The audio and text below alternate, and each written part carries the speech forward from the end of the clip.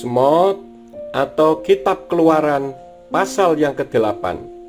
Dan berfirmanlah Yahweh kepada Mose, "Pergilah kepada Faro dan katakan kepadanya, beginilah Yahweh berfirman, suruhlah umatku pergi agar mereka dapat melayani aku.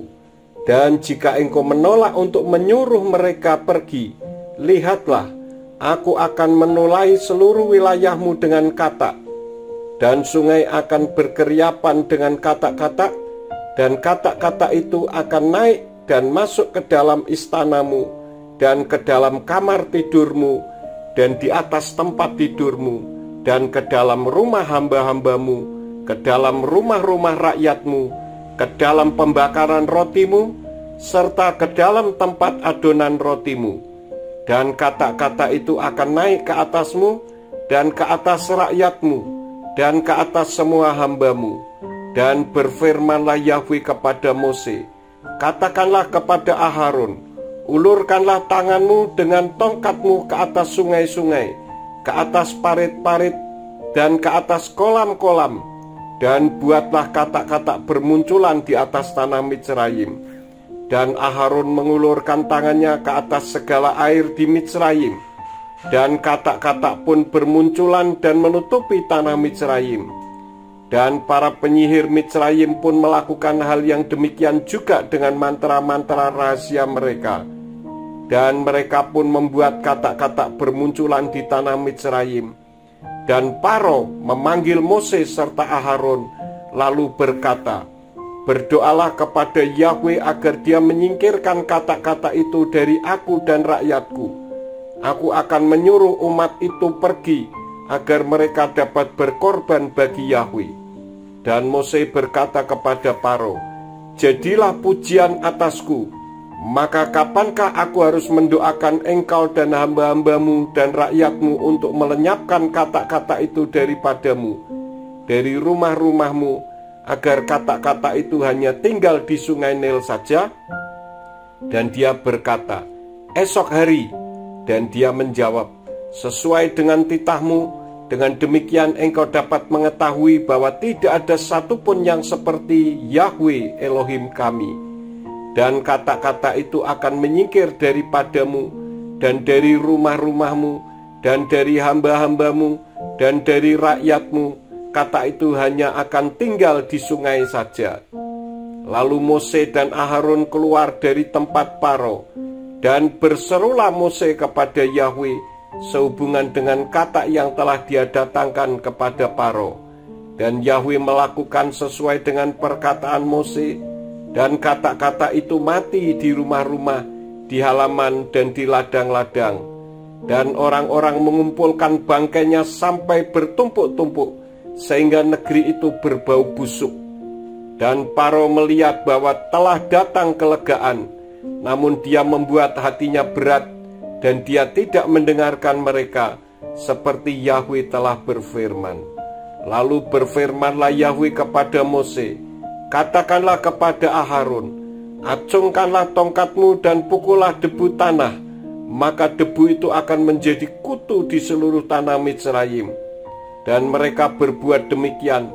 Lalu Aharon pun mengulurkan tongkatnya dengan tangannya dan memukul debu tanah, dan kutu-kutu itu hinggap pada manusia dan pada binatang. Semua debu tanah menjadi kutu di seluruh tanah Mitsraim. Dan para penyihir di Mitsraim itu pun berbuat dengan mantra-mantranya untuk menciptakan kutu-kutu, tetapi mereka tidak berhasil, dan kutu-kutu itu hinggap pada manusia dan binatang. Dan penyihir itu berkata kepada Faro, "Itulah jari Elohim." Namun hati Faro menjadi keras, ia tidak mau mendengarkan mereka, seperti yang telah Yahweh firmankan. Dan Yahweh berfirman kepada Mose, "Bangunlah pagi-pagi sekali, dan berdirilah di hadapan Faro. Lihatlah, dia sedang pergi ke air itu, dan katakanlah kepadanya, beginilah Yahweh berfirman, suruhlah umatku pergi agar mereka dapat melayani aku.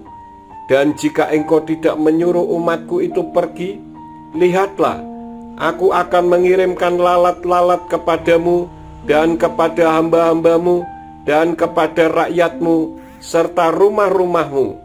Dan rumah-rumah orang-orang Mitsraim akan dipenuhi lalat, dan juga tanah tempat mereka itu berdiri di atasnya. Dan pada hari itu, aku akan memisahkan tanah Goshen tempat umatku tinggal, bahwa di sana tidak ada kerumunan lalat, sehingga engkau mengetahui bahwa aku Yahwe ada di tengah-tengah negeri ini.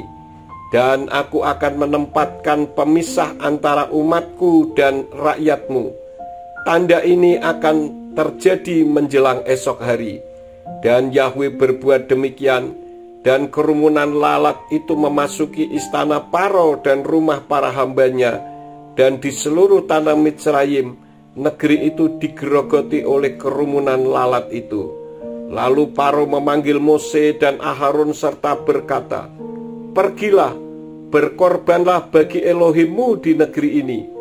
Namun Mose berkata, "Tidaklah dapat dibenarkan untuk berbuat demikian, karena kami akan mengorbankan bagi Yahwe Elohim kami suatu kejijikan bagi orang Mitsraim. Lihatlah, jika kami mengorbankan suatu kejijikan bagi orang Mitsraim di depan mata mereka, maka bukankah mereka akan merajam kami?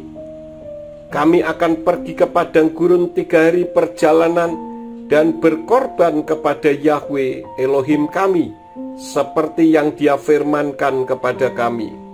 Dan Paro berkata, "Aku akan menyuruh kamu pergi, dan kamu dapat berkorban kepada Yahwe Elohimmu di padang gurun. Hanya janganlah kamu pergi terlalu jauh, berdoalah untukku."